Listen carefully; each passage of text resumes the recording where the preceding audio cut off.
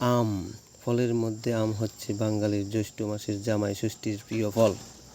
আমার মেয়ে প্রতিদিন আম খাবো করে, তাই আমার বাড়িতে কলমি চারা গাছের এই তৃতীয় বছরের আম, যেগুলি হালকা লাল বর্ণের মেচুর হয়েছে কয়েকটা পারলাম, যেগুলি বেশি উপরে চকম দিয়ে পেরে নিলাম। এই প্রথম এক ঝুড়ি পারলাম। দেখুন বন্ধুরা, এই 6টা গাছে অনেক মুকুল এসেছিল। মুকুল টিকে রাখার জন্য মুকুলকে অনেক পোকামাকড়ের হাত থেকে ওষুধ স্প্রে করে রাখলাম।